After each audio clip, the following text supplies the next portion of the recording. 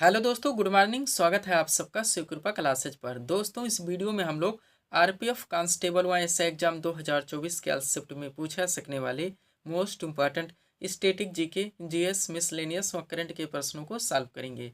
दोस्तों, आपके एग्जाम्स में जीके, जीएस, मिसलेनियस व करंट अफेयर्स के जितने भी टॉपिक से क्वेश्चंस पूछे जाने हैं, उन सभी टॉपिक्स को कलेक्ट करके टू जेड एक एक क्वेश्चन व एक एक फैक्ट चुन चुन के डाला गया है। इसके अलावा आपके प्रीवियस ईयर एग्जाम्स के प्रश्नों को भी शामिल किया गया है। साथ में एक्स्ट्रा फैक्ट को पूरी तरह से कवर करने का प्रयास किया गया है। तो दोस्तों, आप लोग इन्हें कॉन्सेंट्रेट होकर सॉल्व करें। क्वेश्चंस कम सॉल्व होने पर पुनः प्रश्नों का रिवीजन करें, ताकि आरपीएफ कांस्टेबल व एसआई एग्जाम 2024 में आप लोग जीके, जीएस, मिसलेनियस व करंट के टॉपिक से अच्छा स्कोर कर सकें।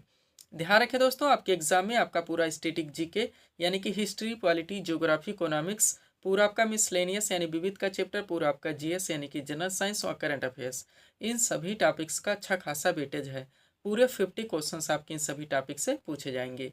तो चलिए दोस्तों, ज़्यादा समय न लेते हुए हम लोग इन सभी मोस्ट इंपॉर्टेंट प्रश्नों को सॉल्व करना शुरू करते हैं। दोस्तों, क्वेश्चंस को स्टार्ट करेंगे हम लोग जीके के टॉपिक से। पहला क्वेश्चन है हमारा, जनगणना 2011 के अनुसार भारत का जनसंख्या घनत्व कितना है? करेक्ट आंसर होगा 382 व्यक्ति प्रति वर्ग किलोमीटर। फर्स्ट क्वेश्चन दोस्तों हमारा किस टॉपिक से लगा हुआ है? जनगणना 2011 यानी कि सेंसस 2011, जो कि आपका सुपर टॉपिक है, ट्रेंडिंग टॉपिक है, एवरग्रीन टॉपिक है। बहुत सारे क्वेश्चंस, बहुत सारे फैक्ट इस टॉपिक से निकलते हैं, जो कि आपके एग्जाम में कंटिन्यू पूछे जाते हैं। तो सब कुछ पूरी तरह से दोस्तों क्रम से कलेक्ट करके सीट आपके सामने लगा दी गई है। अगर इस सीट को आप लोग अच्छे से प्रिपेयर रखते हैं, इस टॉपिक से रिलेटेड कोई भी क्वेश्चन आपके एग्जाम में किसी भी टेंट से पूछाते हैं, न क्वेश्चन आपसे मिस होंगे और न ही क्वेश्चन आपसे गलत होंगे। तो चलिए दोस्तों, इस सुपर टॉपिक्स को हम लोग पूरी तरह से कंप्लीट करना शुरू करते हैं। क्वेश्चन था हमारा, जनगणना 2011 के अनुसार भारत का जनसंख्या घनत्व कितना है? करेक्ट आंसर होगा 382 व्यक्ति प्रति वर्ग किलोमीटर। अब देखिएगा दोस्तों, इंपॉर्टेंट पॉइंट्स के जरिए इस टॉपिक को ए टू जेड पूरी तरह से कंप्लीट किया गया है। शुरू करते हैं दोस्तों हम लोग। पहला पॉइंट है हमारा, भारत में जनगणना की शुरुआत 1872 में लॉर्ड मेयो के कार्यकाल में हुई थी। नेक्स्ट, भारत में नियमित जनगणना की शुरुआत 1881 में लॉर्ड रिपन के कार्यकाल में की गई थी। पूरी तरह से आप प्रिपेयर रहेंगे। नेक्स्ट, स्वीडन 1749 में पहली बार आधुनिक विश्व में जनगणना कराने वाला देश है। आगे बढ़ेंगे। अमेरिका 1790 में 10 के जनगणना कराने वाला पहला देश है। नेक्स्ट, स्वतंत्र भारत की पहली जनगणना 1951 में हुई थी। पूरी तरह से आप अपडेट रहेंगे। आगे बढ़िएगा। पॉइंट है आपका, 2011 की जनगणना भारत की 15वीं जनगणना और स्वतंत्र भारत की 7वीं जनगणना थी। नेक्स्ट, 2011 की जनगणना का आदर्श वाक्य, तो हमारी जनगणना हमारा भविष्य है। नेक्स्ट, 2011 की जनगणना के समय जनगणना आयुक्त तो डॉक्टर सी चंद्रमौली थे और 2011 की जनगणना की अनुमानित लागत 2200 करोड़ थी। पूरी तरह से आप प्रिपेयर रहेंगे। जो भी टॉपिक्स दोस्तों हमारे द्वारा उठाए जाते हैं, ए टू जेड यानी कि बेसिक से लेकर सब कुछ पूरी तरह से कलेक्ट किया जाता है। अगला पॉइंट है आपका, 2001 से 2011 ईस्वी के बीच भारत की जनसंख्या की 10 की वृद्धि 17.7% रही। रट डालेंगे इस फैक्ट को आप लोग। नेक्स्ट, 1911 से 1921 ईस्वी के दौरान भारत में जनसंख्या की 10 की वृद्धि ऋणात्मक रही। कितना? -0.31%। और यह भारत की जनगणना के इतिहास में पहली बार हुआ, जिस कारण 1921 ईस्वी को महान विभाजक वर्ष यानी कि year of the great divide कहा जाता है। ध्यान रखेंगे। अब ये बेसिक चीजें थी दोस्तों। अब जनगणना 2011 से जो डाटा निकल के आया, उसको आप लोग क्रम से पूरी तरह से कंप्लीट करेंगे। चलिए शुरू करते हैं। पॉइंट नंबर 1 है हमारा, 2011 की जनगणना के अनुसार भारत की कुल जनसंख्या तो 1,21,08,54,977 है। यानी एक रूप में कहा जाए तो 121 करोड़, जो कि विश्व की कुल जनसंख्या का 17.5% है। नेक्स्ट पॉइंट देखेंगे। 2011 की जनगणना के अनुसार इनमें पुरुष की बात की जाए तो 51.47% तथा महिलाओं की बात की जाए तो 48.53% है। ध्यान रखेंगे। नेक्स्ट, 2011 की जनगणना के अनुसार देश की कुल जनसंख्या में शहरी जनसंख्या की बात की जाए तो 31.2% और ग्रामीण जनसंख्या की बात की जाए तो 68.8% रही। ध्यान रखेंगे। नेक्स्ट, 2011 की जनगणना के अनुसार सर्वाधिक जनसंख्या वाला राज्य तो उत्तर प्रदेश है एवं न्यूनतम जनसंख्या वाला राज्य वो सिक्किम है। आगे बढ़ेंगे। पॉइंट है आपका, 2011 की जनगणना के अनुसार सर्वाधिक जनसंख्या वाला केंद्र शासित प्रदेश तो दिल्ली है एवं न्यूनतम न्यूनतम जनसंख्या वाला केंद्र शासित प्रदेश तो लक्षद्वीप है, ध्यान रखेंगे आप लोग। आगे बढ़ते हैं, जो भी फैक्ट उठाए जाएंगे दोस्तों सबसे ज़्यादा सबसे कम राज्य व केंद्र शासित प्रदेश में क्रम से दोस्तों वहीं पे कंप्लीट किया जाएगा। आगे बढ़िएगा, पॉइंट है आपका 2011 की जनगणना के अनुसार सर्वाधिक दशकीय जनसंख्या वृद्धि वाला राज्य तो मेघालय है, कितना है 27.95% एवं न्यूनतम दशकीय वृद्धि वाला राज्य तो नागालैंड है, कितना है का -0.6%। अब इसी को आप लोग केंद्र शासित प्रदेश में देखेंगे तो 2011 की जनगणना के अनुसार सर्वाधिक दशकीय जनसंख्या वृद्धि वाला केंद्र शासित प्रदेश तो दादरा एवं नगर हवेली है, कितना है का 55.9% एवं न्यूनतम दशकीय वृद्धि वाला केंद्र शासित प्रदेश तो लक्षद्वीप है, कितना है का 6.3%। ध्यान रखेंगे। हम आपको बताना चाहेंगे दोस्तों आरपीएफ कांस्टेबल एवं एसआई एग्जाम 2024 के पूरे पाठ्यक्रम को दोस्तों हमारे द्वारा प्रिपेयर करके वो हर टॉपिक्स हमारे द्वारा दोस्तों पूरी तरह से आपके पीडीएफ में ऐड कर दिए गए हैं, जहां जहां से आपके एग्जाम्स में क्वेश्चंस बनने हैं। 29 पीडीएफ में दोस्तों आपके पाठ्यक्रम को पूरी तरह से कंप्लीट किया गया है। ये पीडीएफ अभ्यर्थियों को दिए जा रहे हैं। अगला पॉइंट देखिएगा, 2011 की जनगणना के अनुसार भारत का जनसंख्या घनत्व तो 382 व्यक्ति प्रति वर्ग किलोमीटर है। अब राज्य एवं केंद्र शासित प्रदेश में आप लोग क्रम से कलेक्ट करेंगे। पहले है दोस्तों 2011 की जनगणना के अनुसार सर्वाधिक जनसंख्या घनत्व वाला राज्य तो बिहार है, कितना यहाँ का 1106 व्यक्ति एवं न्यूनतम जनसंख्या घनत्व वाला राज्य तो अरुणाचल प्रदेश है, केवल यहाँ का 17 है, ध्यान रखेंगे। अब केंद्र शासित प्रदेश में देखिए तो 2011 की जनगणना के अनुसार सर्वाधिक जनसंख्या घनत्व वाला केंद्र शासित प्रदेश तो दिल्ली है, कितना यहाँ का 11,320 व्यक्ति प्रति वर्ग किलोमीटर एवं न्यूनतम जनसंख्या घनत्व वाला केंद्र शासित प्रदेश तो अंडमान निकोबार द्वीप समूह है, कितना यहाँ का 46 व्यक्ति प्रति वर्ग किलोमीटर, ध्यान रखेंगे आप लोग। नेक्स्ट आगे बढ़ेंगे, अगला पॉइंट आपका क्या दोस्तों 2011 की जनगणना के अनुसार भारत का लिंगानुपात तो 943 है। सबसे पहले ध्यान रखेंगे लिंगानुपात की भी परिभाषा जान लीजिए। प्रति 1000 पुरुषों में दोस्तों महिलाओं की संख्या के अनुपात को लिंगानुपात कहा जाता है। अब क्रम से आप लोग राज्य एवं केंद्र शासित प्रदेश में सबसे ज्यादा एवं सबसे कम को कलेक्ट करेंगे। पहला पॉइंट है 2011 की जनगणना के अनुसार सर्वाधिक लिंगानुपात वाला राज्य तो केरल है, कितना यहाँ का 1084 एवं न्यूनतम लिंगानुपात वाला राज्य वो हरियाणा है, कितना यहाँ का केवल 879। अब केंद्र शासित प्रदेश में देखिए तो 2011 की जनगणना के अनुसार सर्वाधिक लिंगानुपात वाला केंद्र शासित प्रदेश वो पुदुचेरी है, कितना यहाँ का 1037 एवं न्यूनतम लिंगानुपात वाला केंद्र शासित प्रदेश वो दमन व दीव है, कितना यहाँ का 618, ध्यान रखेंगे। आगे बढ़ेंगे, थोड़ा सा नोट देखिए दोस्तों आप लोग क्या कह रहा है दोस्तों, जन्म से लेकर 6 वर्ष की आयु तक प्रति 1000 बालकों की संख्या की तुलना में इसी आयु वर्ग में बालिकाओं की संख्या के अनुपात को शिशु लिंगानुपात कहा जाता है। ये इसका डिफिनेशन है। अब आप लोग शिशु लिंगानुपात को पूरी तरह से कंप्लीट करेंगे। सबसे पहले आप लोग भारत का शिशु लिंगानुपात देख लीजिए तो 919 है। अब राज्य में देखेंगे तो 2011 की जनगणना के अनुसार सर्वाधिक शिशु लिंगानुपात वाला राज्य वो अरुणाचल प्रदेश है, कितना यहाँ का 972 एवं न्यूनतम शिशु लिंगानुपात वाला राज्य वो हरियाणा है, कितना यहाँ का 834। अब केंद्र शासित प्रदेश में देखिए तो 2011 की जनगणना के अनुसार सर्वाधिक शिशु लिंगानुपात वाला केंद्र शासित प्रदेश वो अंडमान निकोबार द्वीप समूह है, कितना यहाँ का 968 एवं न्यूनतम शिशु लिंगानुपात वाला केंद्र शासित प्रदेश वो दिल्ली है, कितना यहाँ का दोस्तों 871, ध्यान रखेंगे। आगे बढ़िएगा, अब एक पहले इंपॉर्टेंट नोट देखिए क्या कह रहा है ये दोस्तों, 7 वर्ष और उससे अधिक का जो व्यक्ति किसी भाषा को समझ सकता हो और उसे लिख या पढ़ सकता हो साक्षर कहलाता है। यानी अब आप लोग दोस्तों साक्षरता को कवर करेंगे। सबसे पहले आप लोग भारत की साक्षरता दर देख लीजिए तो 2011 की जनगणना के अनुसार भारत की साक्षरता दर 74.04% है। अब राज्य में देखिए तो 2011 की जनगणना के अनुसार भारत का सर्वाधिक साक्षरता वाला राज्य वो केरल है, कितना यहाँ का 94% एवं न्यूनतम साक्षरता वाला राज्य वो बिहार है, कितना यहाँ का 61.8%।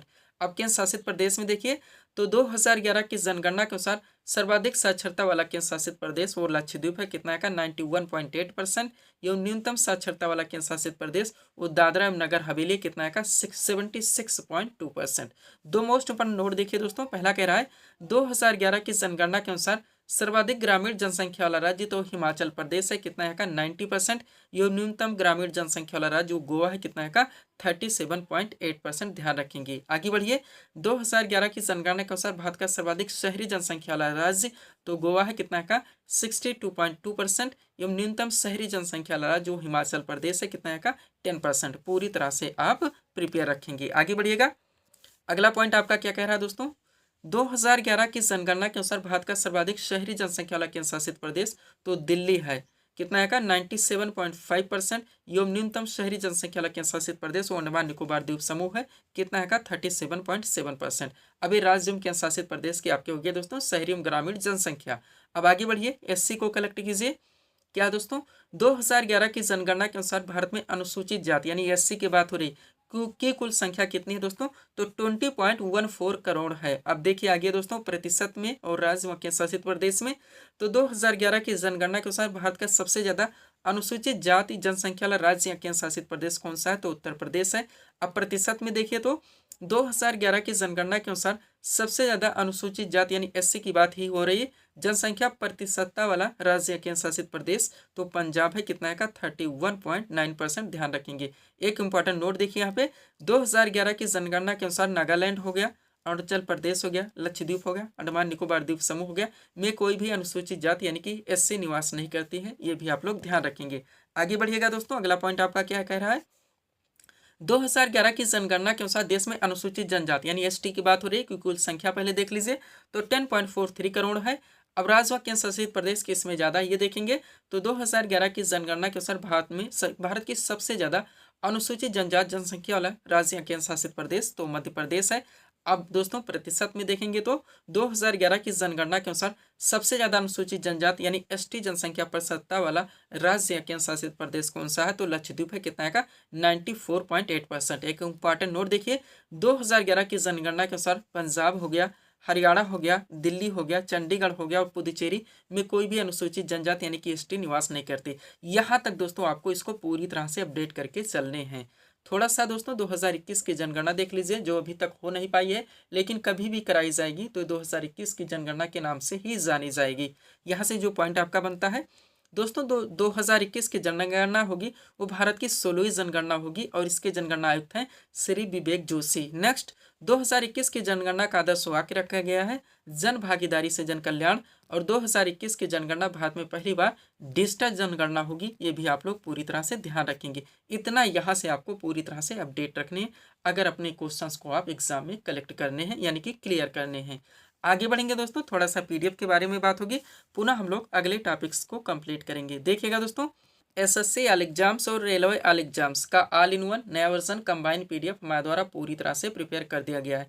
कारण है दोस्तों, हम चाहते हैं कि एसएससी के कोई भी एग्जाम्स है रेलवे का आपको अलग अलग वैकेंसीज के लिए अलग अलग पीडीएफ लेने की आवश्यकता ना पड़े, इसीलिए दोस्तों इसको डिटेल में पूरी तरह से प्रिपेयर किया गया है। वैकेंसीज भी बहुत सारी लग गई हैं, आप लोग जानते हैं, और बहुत सारी वैकेंसीज का आपका टियर 2 भी लग गया है और बहुत सारी वैकेंसीज का दोस्तों आपका एग्जाम डेट भी आ गया है। इस पीडीएफ को बनाने में दोस्तों आपके एसएससी और रेलवे के विभिन्न एग्जाम्स के प्रीवियस ईयर एग्जाम्स के क्वेश्चंस को भी पूरी तरह से एनालाइज किया गया है, वहाँ से भी दोस्तों मोस्ट ऑन क्वेश्चंस को कलेक्ट किया गया है। इसके अलावा दोस्तों आपके क्वेश्चंस के वेटेज को, उनके लेवल को और उनके ट्रेंड को भी पूरी तरह से ध्यान में रखा गया है। वैकेंसीज की बात की जाए दोस्तों तो आप जानते हैं सीजीएल टियर 1 हाल ही में समाप्त हुआ, टियर 2 की तैयारी आपका एमटीएस भी चल रहा है, जीडी आपकी लगी हुई है। आरपीएफ कांस्टेबल व एसआई एग्जाम 2024 पूरा 50 क्वेश्चंस का यहाँ से इसकी फाइट है दोस्तों। इसके अलावा एलपी है, टेक्नीशियन है, एनटीपीसी है, ग्रुप डी है, इनमें से किसी भी वैकेंसीज में अच्छी फाइट के लिए आप इस पीडीएफ को परचेस कर सकते हैं। मात्र 100 रुपीज़ की पेड फीस रखी गई। व्हाट्सअप नंबर आप लोगों के सामने है जहाँ पर आप जोड़कर पीडीएफ ले सकते हैं। बढ़ेंगे दोस्तों हम लोग अगले टॉपिक्स की ओर। अगला क्वेश्चन दोस्तों आपके सामने है, देखेंगे किस टॉपिक से रखा गया है। क्वेश्चन है हमारा, किस पंचवर्षीय योजना के दौरान इसरो की स्थापना हुई थी। करेक्ट आंसर होगा चौथी पंचवर्षीय योजना। टॉपिक क्या दोस्तों आपका पंचवर्षीय योजना। आप जानते हैं आपका सुपर टॉपिक है, ट्रेंडिंग टॉपिक है, एवरग्रीन टॉपिक है। बहुत सारे क्वेश्चन, बहुत सारे फैक्ट निकलते हैं दोस्तों, जो कि आपके एग्जाम में एक एक शिफ्ट में 2 से 3 क्वेश्चन तक पूछ लिए जाते हैं। तो सब कुछ दोस्तों पूरी तरह से A to Z प्रिपेयर करके सीट आपके सामने लगा दी गई है। अगर इस सीट को आप लोग अच्छे से कंप्लीट करते हैं तो कोई भी क्वेश्चन, कोई भी फैक्ट आपके एग्जाम्स में आपसे मिस नहीं हो सकते। तो चलिए दोस्तों इस सुपर टॉपिक्स को हम लोग पूरी तरह से कंप्लीट करना शुरू करते हैं। इसी में से आपके एग्जाम्स में ऑलरेडी क्वेश्चंस बनते रहते हैं, वह कंटिन्यू रिपीट होते रहते हैं। क्वेश्चन क्या था दोस्तों हमारा, किस पंचवर्षीय योजना के दौरान इसरो की स्थापना हुई थी। करेक्ट आंसर होगा चौथी पंचवर्षीय योजना। टॉपिक है दोस्तों आपका भारत की पंचवर्षीय योजनाएं। चलिए दोस्तों थोड़ा सा सेट को अपने सामने करते हैं, देखेगा इंपॉर्टेंट पॉइंट्स के जरिए इस टॉपिक को A to Z पूरी तरह से कंप्लीट किया गया है। शुरू करते हैं दोस्तों हम लोग बेसिक से। पहला पॉइंट है हमारा, भारत के प्रथम प्रधानमंत्री पंडित जवाहरलाल नेहरू द्वारा सन 1951 में देश में आर्थिक विकास को गति देने के लिए पंचवर्षीय योजना शुरू की गई थी। नेक्स्ट, भारत की पहली पंचवर्षीय योजना 1951 में शुरू हुई थी, ध्यान रखेंगे। पंडित जवाहरलाल नेहरू के द्वारा भारत में पंचवर्षीय योजना की अवधारणा पेश की गई थी। भारत ने रूस देश से पंचवर्षीय योजना को अपनाया था। जोसेफ स्टालिन प्रथम व्यक्ति थे जिन्होंने सोवियत संघ में वर्ष 1928 में पंचवर्षीय योजना को लागू किया था। और पंचवर्षीय योजना बनाने का मुख्य कार्य योजना आयोग यानी कि प्लानिंग कमीशन का है। अब यहाँ से भी फैक्ट निकालते हैं, उसको भी देख लीजिए। क्या दोस्तों, योजना आयोग का गठन तो 15 मार्च 1950 को केंद्रीय मंत्रिमंडल के एक प्रस्ताव द्वारा, ये जरूर ध्यान रखेंगे, किया गया था। योजना आयोग एक संवैधानिक संस्था नहीं है। योजना आयोग के प्रथम अध्यक्ष पंडित जवाहरलाल नेहरू एवं पहले उपाध्यक्ष गुलजारी लाल नंदा थे। ये भी आपकी बेसिक चीजें थी, ध्यान रखेंगे। अब चलिए दोस्तों, हम लोग शुरू करते हैं भारत की पंचवर्षीय योजनाएं। बात की जाए दोस्तों प्रथम पंचवर्षीय योजना की, तो इसकी अवधि की बात की जाए 1 अप्रैल 1951 से लेकर 31 मार्च 1956 तक। मॉडल की बात की जाए तो हेरा डोमर मॉडल पर आधारित थी। मुख्य उद्देश्य था कृषि विकास। थोड़ा सा नोट देखेंगे दोस्तों, इस योजना काल के दौरान कई बड़ी सिंचाई परियोजनाएं लगाई गई, जैसे कि भाखड़ा नांगल परियोजना, दामोदर नदी घाटी परियोजना, व्यास परियोजना। रिवीजन आप जरूर करेंगे, बगैर रिवीजन के कुछ होने वाला नहीं। बहुत सारे टेंट से दोस्तों ये क्वेश्चन उलट पुलट के आपके एग्जाम में पूछे जाते हैं। आगे बढ़िएगा, द्वितीय पंचवर्षीय योजना की बात की जाए दोस्तों तो समयावधि देखेंगे 1 अप्रैल 1956 से लेकर 31 मार्च 1961 तक। मॉडल की बात की जाए पीसी महालनोबिस मॉडल पर आधारित थी। मुख्य उद्देश्य था औद्योगिक विकास। नोट देखिए दोस्तों, द्वितीय पंचवर्षीय योजना के दौरान अनेक महत्वपूर्ण बृहद उद्योग जैसे राउरकेला हो गया, भिलाई हो गया, दुर्गापुर यहाँ पे क्रमशः लगा हुआ है, जर्मनी, रूस और ब्रिटेन के सहयोग से स्थापित किए गए थे। द्वितीय पंचवर्षीय योजना के दौरान भारत में मिश्रित अर्थव्यवस्था का विकल्प चुना गया था, ध्यान रखेंगे। एक बात ऑलरेडी कहना चाहेंगे दोस्तों, जितने भी लोग पीडीएफ ले चुके हैं या ले रहे हैं, आप दोस्तों थोड़ा सा इन्वेस्ट जरूर कीजिए, इनका प्रिंट आउट निकलवा लीजिए। प्रिंट आउट निकलवाने से दोस्तों एक अच्छी खासी सीट आपकी बन जाएगी। आप आराम से उसको पढ़ सकते हैं और अंडरलाइन लगा के रिवाइज कर सकते हैं। आप इतना कर लेते हैं दोस्तों, बिना इधर उधर भटके आप लोगों की प्रिपरेशन कम से कम समय में पूरी तरह से क्लियर हो जाती है। और पीडीएफ को दोस्तों इस फॉर्मेट में बनाया भी गया है कि आपको पढ़ने में भी बहुत अच्छा लगेगा और सारी चीज़ें आपकी ईजिली दोस्तों याद भी हो जाएंगी। चलिए शुरू करते हैं तृतीय पंचवर्षीय योजना की ओर। देखिएगा दोस्तों, मुख्य उद्देश्य था आत्मनिर्भरता, कृषि एवं उद्योग का विकास। नोट देखिए, पहला पॉइंट मोस्ट वन नोट यहाँ से बनते हैं दोस्तों। देखिएगा, तृतीय पंचवर्षीय योजना अपने उद्देश्य को प्राप्त करने में असफल रही, इसलिए इसे एक असफल योजना माना था। यही इतना फैक्ट हजारों बार पूछा गया है। आगे बढ़िएगा, जिसके मुख्य कारण थे भारत चीन युद्ध 1962, भारत पाक युद्ध 1965 तथा भूतपूर्व सूखा 1966। नेक्स्ट, तृतीय पंचवर्षीय योजना की असफलता के बाद सरकार को योजना अवकाश कब तो 1966 से लेकर 67 तक, 67 से 68 तक और 68 से लेकर 69 तक की घोषणा करनी पड़ी। और इस अवधि में दोस्तों 3 वार्षिक योजनाएं तैयार की गई थी, ध्यान रखिएगा। हरित क्रांति की शुरुआत दोस्तों तृतीय पंचवर्षीय योजना के दौरान हुई थी, ये भी आप लोग ध्यान रखेंगे। एक बात ऑलरेडी आपको कहते आया हूँ दोस्तों, प्रिपरेशन आप लोग कहीं से भी कीजिए, ऑनलाइन कीजिए या फिर ऑफलाइन कीजिए। आपके जो पूरे पाठ्यक्रम दोस्तों हो सके उनको प्रिपेयर रखिए और नोट डाउन जरूर कर लीजिए। और जब आप अपनी प्रिपरेशन कीजिए, आप देखिए वो हर टॉपिक जहाँ जहाँ से हमारे एग्जाम्स में क्वेश्चंस बने पूरी तरह से क्लियर करवाए जा रहे हैं, नहीं करवाए जा रहे हैं। अगर नहीं करवाए जा रहे हैं तो उनको क्लियर करने का दोस्तों पूरी तरह से प्रयास कीजिए। दिशाहीन तैयारी आपको बिल्कुल नहीं करने हैं। आप जानते हैं दोस्तों इस वैकेंसीज में आपकी सीटें कितनी हैं और कंपटीटर कितने हैं, तो सर्वश्रेष्ठ तैयारी की आपको आवश्यकता है, ध्यान रखिएगा आप लोग। बात की जाए चौथी पंचवर्षीय योजना की दोस्तों, तो मॉडल की बात है डीआर गाडगिल मॉडल पर आधारित थी। मुख्य उद्देश्य था स्थिरता के साथ आत्मनिर्भरता एवं कृषि तथा सिंचाई पर महत्व। अब 3 क्वेश्चन यहाँ से मोस्ट पर निकलते हैं आपके। पहला है, किस पंचवर्षीय योजना में 14 बैंकों का राष्ट्रीयकरण किया गया था, तो चौथी पंचवर्षीय योजना। नेक्स्ट, किस पंचवर्षीय योजना में भारत की कृषि वृद्धि दर सर्वाधिक रही, तो भी चौथी पंचवर्षीय योजना। और किस पंचवर्षीय योजना के दौरान इसरो की स्थापना हुई थी, तो चौथी पंचवर्षीय योजना, ध्यान रखेंगे आप लोग। बात की जाए पांचवी पंचवर्षीय योजना की दोस्तों, तो मुख्य उद्देश्य था गरीबी उन्मूलन और आत्मनिर्भरता पर बल। नेक्स्ट, 2 क्वेश्चन आप लोग कलेक्ट करेंगे यहाँ से। पहला है, किस पंचवर्षीय योजना में पहली बार गरीबी हटाओ का नारा दिया गया, पांचवी पंचवर्षीय योजना। अब ये क्वेश्चन कितना इंपॉर्टेंट है ये बताने की आवश्यकता नहीं है। नेक्स्ट, कौन सी पंचवर्षीय योजना जो केवल 4 वर्ष ही चली थी, तो जो पांचवी पंचवर्षीय योजना ही थी, ध्यान रखेंगे। आपके एग्जाम में पूरा 50 क्वेश्चन का यहाँ से वेटेज है दोस्तों, यानी पूरी फाइट आपकी जीके जीएस और करंट की है, ध्यान रखेंगे। छठी पंचवर्षीय योजना की बात की जाए, समय अवधि 1980 से लेकर 85 तक। मुख्य उद्देश्य था गरीबी उन्मूलन और रोजगार में वृद्धि। अब यहाँ से कुछ फैक्ट देखिएगा आप लोग। पहला है, किस पंचवर्षीय योजना में समन्वित ग्रामीण विकास कार्यक्रम शुरू हुआ था, तो छठी पंचवर्षीय योजना। नेक्स्ट, छठी पंचवर्षीय योजना के दौरान जनसंख्या वृद्धि को नियंत्रित करने के लिए परिवार नियोजन कार्यक्रम शुरू किया गया था, ध्यान रखेंगे। और मोस्ट इंपोर्टेंट पॉइंट आपका, छठी पंचवर्षीय योजना के दौरान शिवरमन समिति की सिफारिश पर कब 1982 में क्या राष्ट्रीय कृषि एवं ग्रामीण विकास बैंक यानी कि नाबार्ड की स्थापना हुई थी, ये जरूर ध्यान रखेंगे। और नाबार्ड का फुल फॉर्म भी ध्यान रखिए, national bank for agricultural and rural development, यानी कि राष्ट्रीय कृषि एवं ग्रामीण विकास बैंक। सातवीं पंचवर्षीय योजना की बात की जाए, समय अवधि 1985 से 1990। मुख्य उद्देश्य था रोजगार, शिक्षा तथा जन स्वास्थ्य का विकास, ध्यान रखेंगे। आगे बढ़िएगा, बात की जाए दोस्तों 8वीं पंचवर्षीय योजना की, तो समय अवधि थी इसकी 1992 से 97। मुख्य उद्देश्य था मानव संसाधन का विकास। मोस्ट इम्पोर्टेंट फैक्ट है आपका। नेक्स्ट 9वीं पंचवर्षीय योजना की बात की जाए, समय अवधि 1997 से 2002। मुख्य उद्देश्य था न्यायपूर्ण वितरण एवं समानता के साथ विकास। बात की जाए 10वीं पंचवर्षीय योजना की, तो समय अवधि 2002 से 2007। मुख्य उद्देश्य था गरीबी और बेरोजगारी को समाप्त करना एवं अगले 10 वर्षों में प्रति व्यक्ति आय दोगुनी करना। ध्यान रखेंगे आप लोग। आगे बढ़ते हैं। अगला पॉइंट आपका क्या है दोस्तों, 11वीं पंचवर्षीय योजना की बात की जाए, समय अवधि थी 2007 से 2012। मुख्य उद्देश्य था तीव्रता में समावेशी विकास। 12वीं पंचवर्षीय योजना की बात की जाए, समय अवधि 2012 से 17। मुख्य उद्देश्य था तीव्रतम समावेशी और सतत विकास। इसके बाद में आप लोग जानते हैं दोस्तों कि पंचवर्षीय योजना समाप्त कर दी गई, उसके स्थान पर नीति आयोग का गठन कर दिया गया 1 जनवरी 2015 को। आप लोग कमेंट करके बताएंगे वर्तमान में दोस्तों नीति आयोग के हमारे CEO कौन है, ये आप लोग कमेंट करके जरूर बताएंगे। PDF के लिए दोस्तों ये हमारा व्हाट्सअप नंबर लगा हुआ है। बढ़ेंगे दोस्तों हम लोग अगले टॉपिक्स की ओर। अगला क्वेश्चन दोस्तों आपके सामने है, देखेंगे किस टॉपिक से रखा गया है। क्वेश्चन है हमारा, उत्तरी ध्रुव की खोज किसने की थी? करेक्ट आंसर होगा रॉबर्ट पियरी ने, जो कि अमेरिका के रहने वाले थे। क्वेश्चन का टॉपिक क्या है दोस्तों आपका, महत्वपूर्ण भौगोलिक जितने भी अन्वेषक हैं दोस्तों, डायरेक्टली आपके एग्जाम्स में क्वेश्चंस पूछे जाते हैं। 4 चीजें आपको कलेक्ट करके चलनी है दोस्तों। यहाँ पे कौन थे, वो कहाँ के रहने वाले थे, किसकी खोज की थी और कब की थी, सब कुछ पूरी तरह से कलेक्ट करके दोस्तों सीट आपके सामने लगी हुई है। तो चलिए दोस्तों इस टॉपिक को हम लोग पूरी तरह से कंप्लीट करना शुरू करते हैं। वो हर टॉपिक्स आपके PDF में पूरी तरह से ऐड कर दिए गए हैं, जहां जहां से आपके एग्जाम्स में क्वेश्चंस बनने हैं। क्वेश्चन क्या था दोस्तों हमारा, उत्तरी ध्रुव की खोज किसने की थी? करेक्ट आंसर होगा रॉबर्ट पियरी ने, जो कि अमेरिका के रहने वाले थे। टॉपिक है दोस्तों आपका प्रमुख भौगोलिक खोजें। चलिए इस सीट को थोड़ा सा अपने सामने करते हैं। देखिएगा दोस्तों, अब एक तरफ महत्वपूर्ण भौगोलिक अन्वेषक के नाम दिए गए हैं, दूसरी तरफ दोस्तों महत्वपूर्ण खोज के नाम दिए गए हैं। बात की जाए दोस्तों R. एमंडसेन, जो कि नॉर्वे के रहने वाले थे। ये दोस्तों दक्षिण ध्रुव पर पहुंचने वाले प्रथम व्यक्ति थे, यानी इन्होंने दक्षिणी ध्रुव की खोज की थी 1911 ईस्वी में, ये भी ध्यान रखेंगे।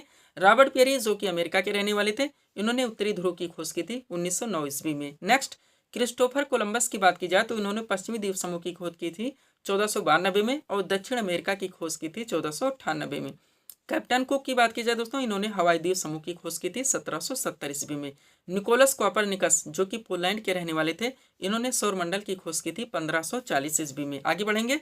फर्नांडिस डी लेसप्स की बात की जाए, इन्होंने सुएज नहर का निर्माण करवाया था 1869 में। और जोहानस केपलर दोस्तों, जो कि जर्मनी के रहने वाले थे, इन्होंने ग्रहों की गति का नियम खोज किया था 1600 ईस्वी में। हजारों बार पूछे गए क्वेश्चन है, ध्यान रखेंगे। यही वजह है दोस्तों, हम अपने वीडियोस में कभी आपको ऑप्शन से नहीं पढ़ाते, यानी विकल्प से नहीं पढ़ाते, क्योंकि हम जानते हैं सारी चीज़ें आपकी विकल्प से एक साथ कभी क्लियर नहीं हो सकती, केवल आपको कन्फ्यूजन क्रिएट होगा और टाइम टेकिंग हो जाएगा। बात की जाए दोस्तों मैगलन की, तो इन्होंने विश्व का भ्रमण किया था। अटलांटिक के दक्षिण से इन्होंने प्रशांत महासागर की खोज की थी 1519 में। और वास्को डी गामा, जो कि पुर्तगाल के रहने वाले थे, आप लोग जानते हैं। केप ऑफ गुड होप पर इनका दोस्तों भारत आगमन हुआ था, इन्होंने भारत की खोज की थी 1498 में। इस टॉपिक को आपको यहाँ तक प्रिपेयर करने हैं। बढ़ेंगे दोस्तों हम लोग अगले टॉपिक्स की ओर। अगला क्वेश्चन आपके सामने है, देखेंगे किस टॉपिक से रखा गया। क्वेश्चन है दोस्तों हमारा, हड़प्पा कालीन स्थल लोथल किस नदी के तट पर स्थित है? करेक्ट आंसर होगा भोगवा नदी के तट पर। टॉपिक क्या दोस्तों आपका, हड़प्पा कालीन जितने भी स्थल है उनके उत्खननकर्ता यानी खोज, और खोज कब हुई थी, और संबंधित नदी तट यानी वो स्थल किस नदी के तट पर स्थित था। परफेक्ट सेट दोस्तों यानी कि आपके सामने लगाई गई, जिसमें आप महत्वपूर्ण जितने भी प्रमुख स्थल हैं हड़प्पा कालीन वो देखेंगे, उनके उत्खननकर्ता यानी खोजकर्ता कौन थे, खोज कब की थी, और कौन सा दोस्तों हड़प्पा कालीन स्थल किस नदी के तट पर स्थित था। पूरी तरह से आप प्रिपेयर रखेंगे। चलिए शुरू करते हैं हम लोग। क्वेश्चन था हमारा, हड़प्पा कालीन स्थल लोथल किस नदी के तट पर स्थित था? करेक्ट आंसर होगा भोगवा नदी के तट पर। टॉपिक है आपका हड़प्पा कालीन स्थल, उनके उत्खननकर्ता और खोज कब हुई, वह संबंधित नदी तट। चलिए सीट को थोड़ा सा अपने सामने करते हैं। देखिएगा दोस्तों, सबसे पहले महत्वपूर्ण हड़प्पा कालीन स्थल दिए गए, उनके उत्खननकर्ता के नाम, इस बीच जब उन्होंने खोज की थी, और संबंधित नदी तट। बात की जाए दोस्तों हड़प्पा सभ्यता की, तो इनकी खोज दयाराम साहनी एवं माधव स्वरूप वत्स ने की थी 1921 में। और हड़प्पा दोस्तों ये रावी नदी के तट पर स्थित था। मोहनजोदड़ो की बात की जाए दोस्तों, इसकी खोज राखाल दास बनर्जी ने की थी 1922 ईस्वी में। यह सिंधु नदी के तट पर स्थित था। साथ में चंदुदड़ो भी देख लेंगे दोस्तों, जिसकी खोज NC मजूमदार ने की थी 1931 ईस्वी में। यह भी सिंधु नदी के तट पर स्थित था। रंगपुर की बात की जाए दोस्तों, इसकी खोज रंगनाथ राव ने की थी 1953 से लेकर 54 ईस्वी के बीच में। यह दोस्तों मादर नदी के तट पर स्थित था। रोपड़ की बात की जाए दोस्तों, इसकी खोज यज्ञदत्त शर्मा ने की थी 1953 से लेकर 55 ईस्वी के बीच में। यह सतलज नदी के तट पर स्थित था। लोथल की बात की जाए, इसकी खोज रंगनाथ राव ने की थी 1955 से 62 ईस्वी के बीच में। यह भोगवा नदी के तट पर स्थित था। और कोटदेजी की बात की जाए दोस्तों, इसकी खोज फैसल अहमद ने की थी 1955 ईस्वी में। यह भी सिंधु नदी के तट पर स्थित था। सब कुछ आपको पूरी तरह से प्रिपेयर करने, ध्यान रखिएगा। आगे बढ़िएगा। अगला आपका क्या दोस्तों, आलमगीरपुर, जिसकी खोज जगदत्त शर्मा ने ही की थी 1958 ईस्वी में, या हिंडन नदी के तट पर स्थित था। कालीबंगा की बात की जाए, इसकी खोज दोस्तों बीवी लाल एवं वी.के. थापर ने की थी 1961 ईस्वी में, या घग्गर नदी के तट पर स्थित था। धौलावीरा की बात की जाए, इसकी खोज जे.पी. जोशी ने की थी 1967 से 68 के बीच में, या मासर एवं मनाहर नदी के संगम पर स्थित था। और बनावली की बात की जाए, इसकी खोज रविंद्र सिंह बिष्ट ने की थी 1973 से 75 ईस्वी के बीच में, या सरस्वती नदी के तट पर स्थित है। ध्यान रखेंगे, एक एक क्वेश्चन आपके एग्जाम के लिए कितनी मायने हो सकते हैं दोस्तों, ये आप लोग जानते होंगे। अब थोड़े से क्वेश्चन यहाँ से और आप कलेक्ट करेंगे ताकि ये टॉपिक आपका अच्छे से कंप्लीट हो सके। देखिएगा, इंपॉर्टेंट पॉइंट है हमारा पहला पॉइंट, पाषाण काल को 3 भागों में बांटा गया है, पुरा पाषाण काल, मध्य पाषाण काल तथा नव पाषाण काल। नेक्स्ट, पुरा पाषाण काल में मनुष्य की जीविका का मुख्य आधार शिकार था। इस काल को दोस्तों आखेटक तथा खाद्य संग्रह काल भी कहा जाता है। नेक्स्ट, लगभग 36,000 ईसा पूर्व में आधुनिक मानव पहली बार अस्तित्व में आया। आधुनिक मानव को होमो सेपियंस भी कहा जाता है। नेक्स्ट, मानव द्वारा प्रथम पालतू पशु कुत्ता था, जिसे मध्य पाषाण काल में पालतू बनाया गया था। आगे की जानकारी मानव को पुरा पाषाण काल से ही थी, किंतु इसका प्रयोग नव पाषाण काल में शुरू किया गया था। नव पाषाण काल से मानव ने कृषि कार्य प्रारंभ किया, उसमें स्थायी निवास की प्रवृत्ति विकसित हुई। भारत में पाषाण कालीन सभ्यता का अनुसंधान सर्वप्रथम रॉबर्ट ब्रूसफुट ने 1863 में किया था, और भारत में व्यवस्थित कृषि का पहला साक्ष्य मेहरगढ़ से प्राप्त हुआ है। ध्यान रखेंगे आप लोग, हर ट्रेंड से दोस्तों क्वेश्चंस को पूरी तरह से क्लियर किया जाता है जहां पे जो टॉपिक उठाए जाते हैं। अगला पॉइंट देखिएगा, बिहार के चिराद नामक नवपाषाण कालीन स्थल से हड्डी के औजार मिले हैं। नेक्स्ट, पाषाण काल के तीनों चरणों का साक्ष्य बेलन घाटी इलाहाबाद से पाया गया है। नेक्स्ट, चावल की खेती का प्राचीनतम साक्ष्य कोल्डी हवा लिहाजा से पाया गया है। पहिए का आविष्कार दोस्तों नव पाषाण काल में हुआ था। भारत में सर्वाधिक संदोह स्थल गुजरात में पाए गए हैं। मोहनजोदड़ो को मृतकों का टेला भी कहा जाता है। कालीबंगा का अर्थ काले रंग की सोनिया होता है। सिंधु घाटी सभ्यता, जिसे हड़प्पा सभ्यता कहा था, कास्युगीन सभ्यता थी, और हड़प्पा सभ्यता का समाज मात्र सत्तात्मक था। इतना यहाँ से आपको प्रिपेयर करके चलने हैं। पीडीएफ के लिए हमारा व्हाट्सअप नंबर लगा हुआ है। बढ़ेंगे दोस्तों हम लोग अगले टॉपिक्स की ओर। अगला क्वेश्चन दोस्तों आपके सामने है, देखेंगे किस टॉपिक से रखा गया। क्वेश्चन है हमारा, सदानीरा किस नदी का प्राचीन नाम है? तो गंडक नदी का। आप लोग जानते हैं दोस्तों, टॉपिक है आपका ऋग्वैदिक कालीन जितनी भी नदियां हैं उनके आधुनिक नाम। दोनों ट्रेंड से कुछ पूछाते हैं, आधुनिक नाम देके प्राचीन नाम पूछाता है, और प्राचीन नाम देके दोस्तों आधुनिक नाम पूछाते हैं। कई ट्रेंड से दोस्तों कोड के माध्यम से भी क्वेश्चन आपके एग्जाम में ऑलरेडी पूछाते हैं, तो आप लोग पूरी तरह से प्रिपेयर रखेंगे, सब आपके सामने लगा हुआ है। चलिए शुरू करते हैं। क्वेश्चन था हमारा, सदानीरा किस नदी का प्राचीन नाम था? करेक्ट आंसर होगा गंडक नदी का। टॉपिक है आपका ऋग्वैदिक कालीन नदियों के प्राचीन और आधुनिक नाम। चलिए इस सेट को थोड़ा सा अपने सामने करते हैं। देखिएगा, एक तरफ प्राचीन नाम देखा, दूसरी तरफ आधुनिक नाम। बात की जाए कुब्भू, तो किस नदी का दोस्तों प्राचीन नाम है? कोर्रम नदी का। वितस्ता दोस्तों झेलम नदी का प्राचीन नाम है। परुषणी दोस्तों रावी नदी का प्राचीन नाम है। बिपाशा दोस्तों व्यास नदी का प्राचीन नाम है। दृष्टद्योति दोस्तों घग्गर नदी का प्राचीन नाम है। स्वस्तु दोस्तों स्वत नदी का प्राचीन नाम है। कुभा दोस्तों ये काबुल नदी का प्राचीन नाम है। ध्यान रखेंगे आप लोग। आगे बढ़ते हैं। अगला क्या दोस्तों आपका अस्कनी, जो कि चिनाब नदी का आधुनिक नाम है दोस्तों, प्राचीन नाम है। सतुद्दी दोस्तों सतलज नदी का प्राचीन नाम है। सदानीरा गंडक नदी का प्राचीन नाम है। गोमती दोस्तों ये गोमल नदी का प्राचीन नाम है। इतना यहाँ से ध्यान रखेंगे। थोड़े से और फैक्ट देखिए दोस्तों, ताकि टॉपिक आपका कंप्लीट हो सके। क्या क्या दोस्तों, पहला पॉइंट, वैदिक काल का विभाजन 2 भागों में किया गया। ध्यान रखेंगे, एक है ऋग्वैदिक काल, एक है उत्तर वैदिक काल। बात की जाए ऋग्वैदिक काल का, तो दोस्तों इसका समय काल था 1500 ईसा पूर्व से 1000 ईसा पूर्व, और उत्तर वैदिक काल का समय था 1000 ईसा पूर्व से 600 ईसा पूर्व। नेक्स्ट, मैक्स मुलर ने आर्यों का मूल निवास स्थान मध्य एशिया को माना है। भारत में आर्य सर्वप्रथम सप्त सिंधु प्रदेश में बसे, या आधुनिक पंजाब तथा उसके आसपास का क्षेत्र है। ऋग्वैदिक काल के देवताओं में सर्वाधिक महत्व इंद्र को माना जाता है। उत्तर वैदिक काल के देवताओं में सर्वाधिक महत्व प्रजापति ब्रह्मा को माना जाता है। ध्यान रखेंगे। सब्सक्राइब करें दोस्तों आप हमारे स्टडी चैनल शिव कृपा क्लासेज को, इसी तरह की वीडियोस के लिए आगे बढ़ेंगे हम लोग। अगला क्वेश्चन दोस्तों आपके सामने, देखेंगे किस टॉपिक से रखा गया है। क्वेश्चन है हमारा, रामलला दर्शन योजना किस राज्य सरकार के द्वारा शुरू की गई? तो छत्तीसगढ़ राज्य सरकार के द्वारा की गई। टॉपिक क्या है? विभिन्न राज्यों की जो महत्वपूर्ण योजनाएं होती हैं, आपका सुपर टॉपिक है, ध्यान रखिएगा।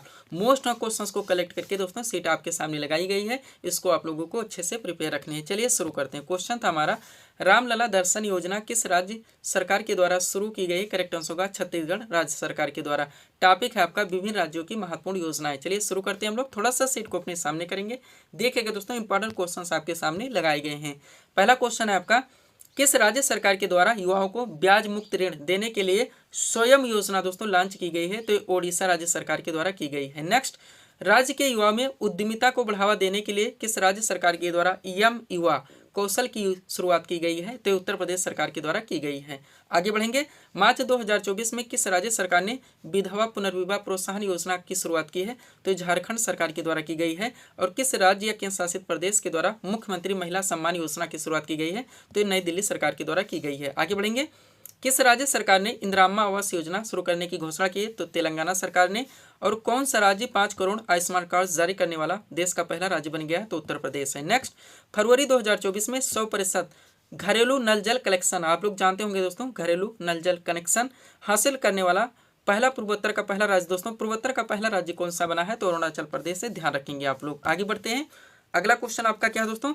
किस राज्य सरकार के द्वारा YSR आरोग्य श्री योजना की शुरुआत की गई? तो आंध्र प्रदेश के द्वारा। नेक्स्ट, किस राज्य सरकार ने बेरोजगार युवाओं के लिए युवा निधि योजना की शुरुआत की है? तो कर्नाटक सरकार के द्वारा की गई है।